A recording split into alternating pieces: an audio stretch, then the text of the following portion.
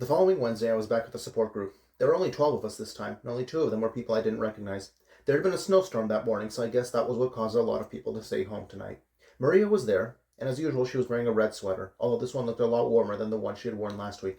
Every week she showed up entirely in red, which was not surprising, as her entire family wore red in public. There was some symbolic meaning behind it, but I couldn't remember what it was. I'd have to ask Terry about that. I'd thought long and hard about which of my 6 outfits I should wear, as the last thing I wanted would be for Maria to become suspicious because the color of my jacket gave off a certain mood and toyed with her psychologically. I'd ended up going with yellow. I was probably overthinking all of this, but I needed everything to be perfect. I had come so far already, and I wasn't going to mess this up. I realized that I had completely zoned out of what was happening, and I shook my head. One of the 2 new participants was telling their story about why they were here, and I immediately looked at her, pretending to be really interested. I couldn't even concentrate at work that day, the woman explained. I just kept going back to that conversation in my head, thinking about what I could have said to explain my point better. Maybe if I had said this, then she would understand why I dressed the way I did. Mrs. Regan was nodding understandably, as she always did. And on that day, did you at any point think that maybe you were in the wrong? She asked. The new woman thought for a moment. I did, once. When I was on break, I considered calling her and telling her I was sorry for yelling, but I figured maybe I was just hungry and that's why I wasn't thinking straight. I went and grabbed a burger and felt better, she said. And what happened after you got home? Mrs. Regan asked. I glanced towards Marie and smiled. This was it. This was the climax of the story. We would finally hear what kind of horrible shit happened to this woman that made her want to come to a place like this. She started. I came home and I didn't say hi or anything because I was still mad. I wanted her to approach me first and say something, so I just went to my room. Then she started breathing heavily. You can do it, said the person next to her. It was the same one who had kept patting Bob on the shoulder last week. I didn't know why this person felt they had to contribute to everyone else's story. But after a while, I don't know, I think I must have realized that there were no sounds coming from downstairs at all. I mean, even if my mom didn't want to talk to me, she must have been doing other stuff, right? The woman sobbed loudly and reached into her purse. She began rummaging inside. The metal zippers were jingling because her hands kept wobbling. I looked to Maria and she rolled her eyes in amusement. The woman pulled out crumpled tissues and blew her nose obnoxiously. Continue, said Mrs. Regan, who clearly wanted to see the story crescendo now, before everyone in the circle lost interest. I'm sorry, the new woman said. It's okay, said Mrs. Regan. Tell us what happened next. She sighed loudly. I went downstairs and began calling Mom, but there was no answer. And then I walked into the kitchen and... You're almost there, said the narcissist beside her. I found her body, the woman exclaimed, and the last word was dragged out into a loud wail as tears began to pour down her face. That must have been awful, said Mrs. Regan softly. The woman telling the story began dabbing her eyes in the same tissue she had just blown her nose into. After what seemed like an eternity, she finally composed herself. And I knew that day that God hated me. Oh no, honey, you can't think like that, Mrs. Regan said sternly. I noticed that everything from her tone to her posture had slightly shifted. We were here to share our grief and congratulate ourselves for being brave, but pointing fingers at something higher than us, that would not be tolerated here. But he does, the woman wailed. How else does something like this happen?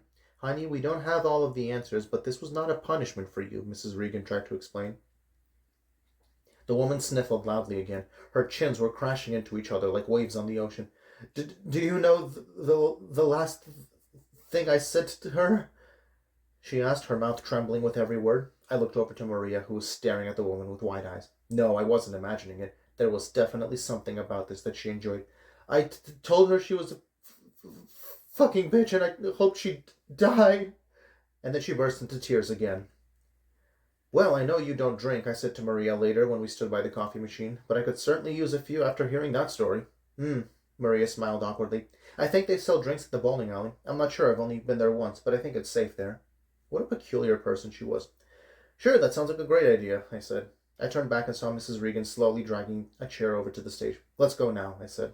I didn't want to be stuck helping her and hearing another lecture. Now? She repeated. It's getting really late. It was 6:30. No, it'll be fine, I said. Unless you have somewhere to be. Wouldn't it be great if she took me to meet the rest of them tonight? Oh no, nothing, she said quickly. I just usually don't stay out late. I don't want anyone back home to worry. I couldn't help but smile. I had read a lot about Maria and her family, and a lot of it was horrifying, but there was something about her that was genuinely innocent. Come on, it'll be okay, I said. Once we stepped outside, I pulled out my phone. Oh, Maria said when we noticed it. What are you doing? I'm just calling a cab, I said. Maria's eyes widened. I don't know if that's such a good idea, she said. Why not? I asked as they brought the phone up to my ear. Well, you never know who the driver might be. It's a complete stranger. They could be dangerous. she explained anxiously. Jesus, there was something seriously wrong with these people. I sighed. Fine, I guess we can walk, I said. Thankfully, the sidewalks had been shoveled after that morning storm, but it was still freezing. Whatever, it didn't matter. I could suffer a little bit if it meant Maria felt comfortable trusting me. Do you take taxis often? She asked as we began walking in the direction of the bowling alley, which was at least half an hour away. I don't know, I shrugged. Not really. Only if it's really late, or really far. I prefer walking if I can. I can't imagine how you can do that without being scared, said Maria. I mean, you're so small. How can you protect yourself if something happens? I laughed awkwardly. I knew she was being serious, but it was kind of sad being so suspicious of everyone. I guess I've just never really thought about that, I said. You can't worry so much about what could happen, because then you're not really living. Maria didn't say anything. We walked in silence for a while, and I desperately tried to think of something to talk about so there wouldn't be these long pauses. But half of the normal topics I could bring up were off limits, thanks to Terry. So, do you live here in the city? I asked, even though I knew the answer. Maria asked. No, I live out in the country.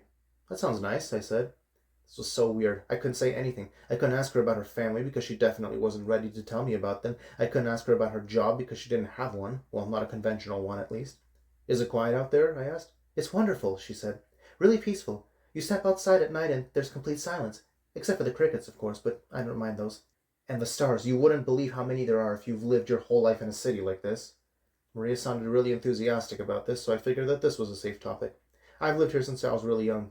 We moved here when I was 2, I think. Really? She asked. Do you like it? I shrugged. There's problems, but it's always been home. Have you ever thought about leaving? She asked. You mean like moving away?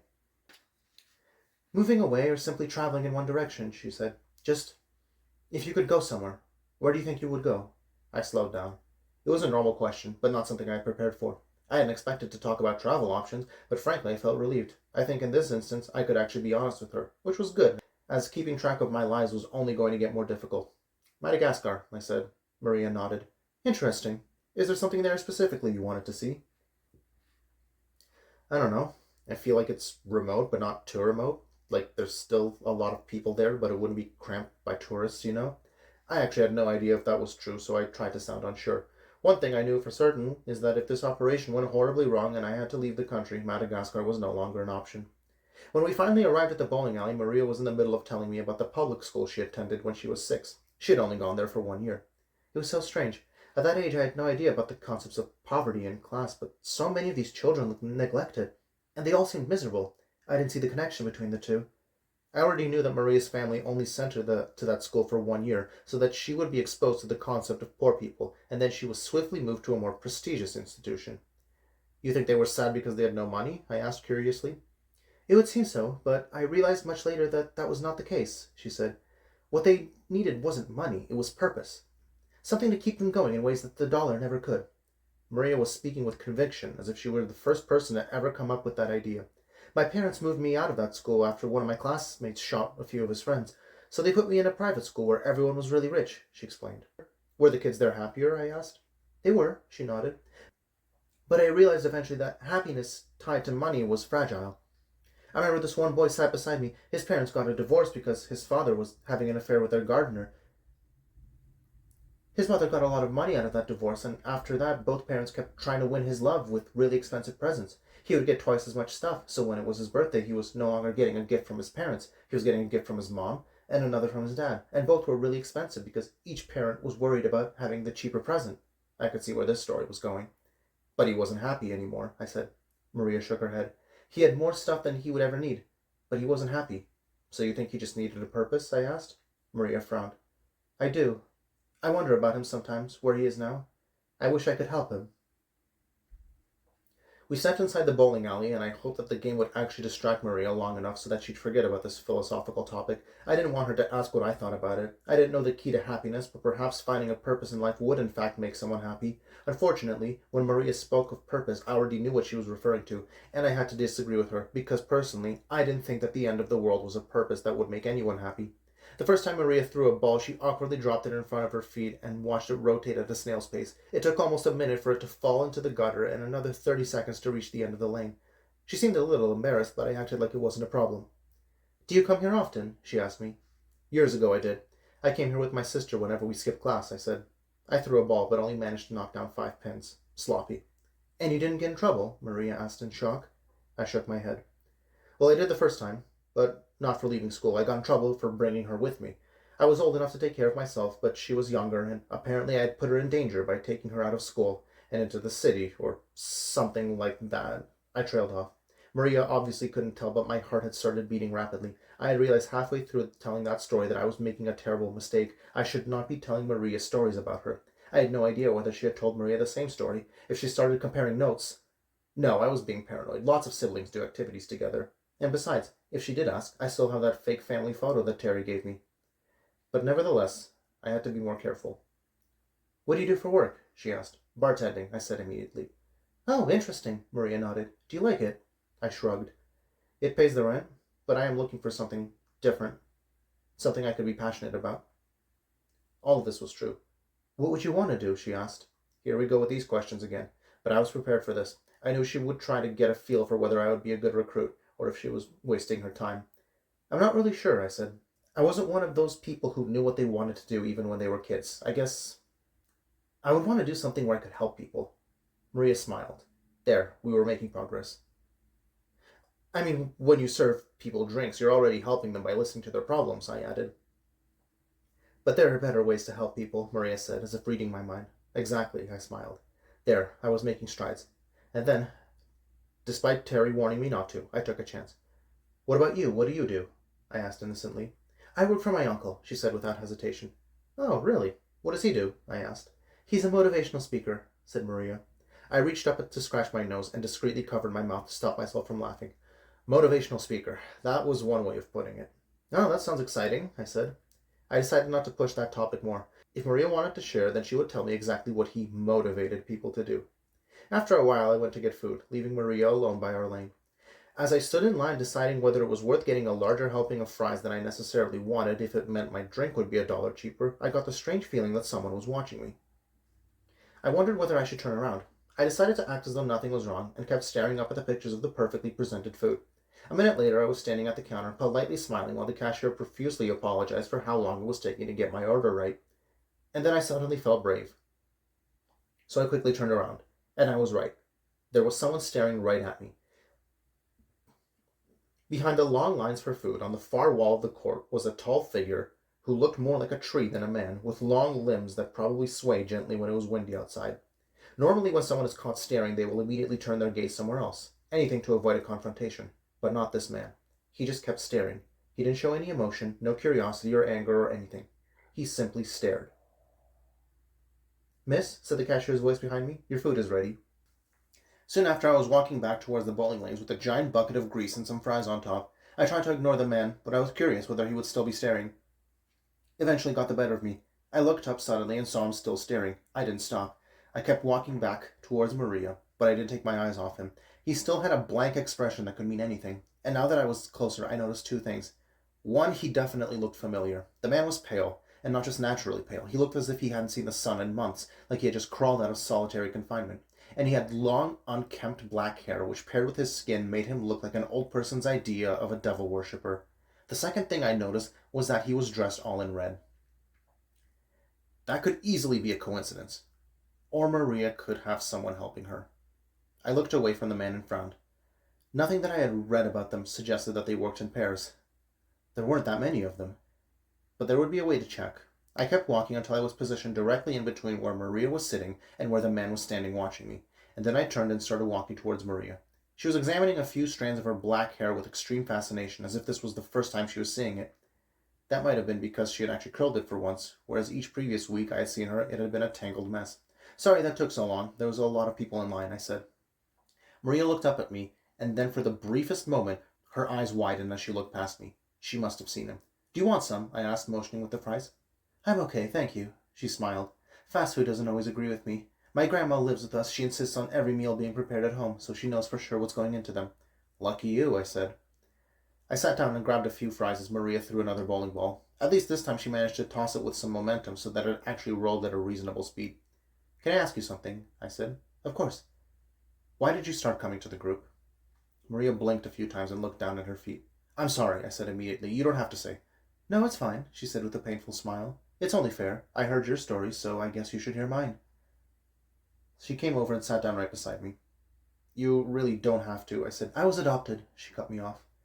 I never knew my birth parents. I was taken in and raised by complete strangers who gave me everything I have. They loved me as if I was their own child. I was happy. She stopped and brushed a tear out of her eye, but never stopped smiling. As I got older, I started to wonder about my birth parents. Did your family know them? I asked. No, they had no idea. But we have a family friend in the police force, so he was able to dig around in some files and find them. Friend in the police force. That was interesting. And concerning. I had to remember to bring that up when I saw Terry and see if he already knew about that. Were they upset that you wanted to find your real parents? I asked. Birth parents, Maria immediately corrected. My real parents are the ones that raised me. Right, sorry. At first they were worried I was unhappy, but I just wanted to know who they were. I didn't even really care if I met them or not. I just wanted something. Names, pictures. I just wanted to know something, you know? I nodded. I still didn't know where the story was going, but it was interesting seeing her open up like this. And after a while, our friend managed to find them. And suddenly I had answers. I knew their names, what they did, where they lived. I had pictures of them smiling. They were happy. They had left me and they were happy. I felt like I should hug her or do something, but instead I just sat there awkwardly. I could almost hear Mrs. Regan recite, "And how did that make you feel?" Did you end up meeting them? I asked. Maria shook her head and closed her eyes as tears began pouring down her face. I suddenly wanted to. I thought I had all the answers, but now there were new questions. I needed to know how they could be so happy knowing what they had done to me. And then I found out they were dead. There it was. Oh, I said. I'm sorry. I didn't know if she wanted sympathy. Was she actually sad that they were dead? They died in a car accident, less than 2 weeks before I learned their names. And then she leaned over and put her head on my shoulder. I'm sorry, is this okay? She asked immediately. I honestly couldn't tell whether this was a genuine emotional breakdown or part of their recruitment process. Sure, I said. I glanced over in the direction where the man had been standing earlier, but he was gone. I looked around the room but couldn't see him anywhere. I'm sorry, Maria said as she straightened up. I was so confused about how I should feel about it. I mean, I'm not happy that they're dead, but I felt so strange. They were never a part of my life. They hurt me. Should I mourn them? I couldn't help but think of my own parents. They hadn't done anything nearly this bad. In fact, they had raised both of us fairly well. But looking back at the events of these past few years, I couldn't help but think they could have done more. Maybe if they had acted quicker, my sister would still be alive. But I couldn't just blame it all on them. This was as much my own fault. At least now I was doing something about it. It's okay to be sad, I told her. But the most important thing to remember is you didn't do anything wrong. You did everything you could to try and find them. But I could have done it sooner, she said with a sniffle. Had I started looking even a few weeks earlier, I might have met them before they died. Or maybe that would have made it worse. I told her. Now they're just smiling faces in pictures, but imagine if you had met them, made memories with them, and then they died right after. I think you would be even more confused about how to feel than you are now. Maria wiped her tears. Yes, maybe you're right. The rest of our conversation steered clear of dead relatives and other somber topics. Instead, we talked about normal things. Maria eventually started complaining about how her family wouldn't let her get a car, even though they had plenty of money and she was an adult who could make that decision on her own. After beating Maria in a third bowling game in a row, we decided to call it a night, as she probably had no idea how to get home from here this late, since she never stayed out in the city at night. I debated back and forth between whether I should offer to let her stay at my apartment. It was clearly a terrible idea, as I knew Maria could kill me if she sensed something was off. However, this was the perfect opportunity to reach out and help a friend. But was she my friend? We had only just met, and besides, my apartment was still really bare bones. It didn't really look like anyone lived there. The best solution here would have been if I had a car, I could have offered her a ride, maybe even get a glimpse of the house. But Terry had insisted I can't have a car because they might trace the license plate and find out I was lying about who I was. Are you sure you don't want a place to stay? I asked again. Terry was going to be pissed that I had even thought of asking this, but he wasn't here. I was, and I was going to make that call based on how the night was going. It's okay. I'm going to have a friend come pick me up, she said. My mind immediately went to the pale man. Was that why he was here? Maybe there was a way I could find out. I thought you didn't have a phone, I said, pretending to be confused. I don't. So how does your friend know you're here? Shit, this is definitely sounding like I was calling her a liar. I should have just stayed quiet. They have a payphone here, she explained. A payphone? I repeated. Those still exist? Yes, she laughed. They exist for people who don't have their own phones. I called while you were buying food. We walked outside of the building and said our goodbyes while Maria waited for this mysterious friend to show up. Do you want to wait? She asked. My friend can drive you home. I'm not getting into a car with the pale man. No, it's fine. I'll walk, I said with a smile. It's a nice night, and it's not too far. All right, said Maria. This was really fun. I don't usually get to go out somewhere with strangers. Did she say that to each person she recruited? Well, we could do this more often, I said. I'll see you at the group next week, and we can figure it out then. And with that, I turned around and began the walk home. Part of me wanted to circle back and see if I could catch a glimpse of this person who was coming to drive her. It would be better to know for sure whether the pale man was in fact working with her, but I supposed I would just have to give Terry my best guess. I walked home rather slowly, but when I reached my apartment I was completely breathless. Tonight had been a lot of hard work. On paper it seemed simple. Try and be Maria's friend. Act the way I would if I was genuinely trying to get to know someone. Ask them questions about themselves, but not weird personal ones. All I had to do was make sure not to confuse my story with facts from my actual life. Aside from that, I could just be myself. But I wasn't myself. I wasn't used to being on my toes for hours, prepared to lie at a moment's notice. This wasn't me. And this was just the first day. Terry expected me to eventually keep this up for weeks, maybe months. How was I going to do that? I sat down at the edge of my bed and buried my head in my hands. And then I cried. I cried for the first time since my sister had died. Even then I had tried to appear strong and keep everything buried inside, but the main reason for that was I was more angry than sad. But now I could cry, because I could feel that everything was falling apart. She was dead, and although I had always known there was no bringing her back, I felt I could at least do some good in the world and prevent this from happening to anyone else. I had been naive enough to think I could make a difference. I lifted my head up and looked at the picture Terry had given me, which was now sitting on my desk. I looked at the three strangers in the picture, the three people who I was supposed to now recognize as my family. I wondered who they really were. Were these just random stock images Terry had found online? Or maybe they were people who were also in my situation. Maybe somewhere there were three other people who had this picture sitting in their homes, and they were trying to convince themselves that this was now reality. I closed my eyes and remembered my real parents. Yes, I could still picture them clearly. Then I tried remembering my sister. I frowned. I could still do it, but it was difficult. She almost seemed farther away. Suddenly I felt exhausted. I lay down and decided to get some sleep. Maybe I would wake up and none of this would be real.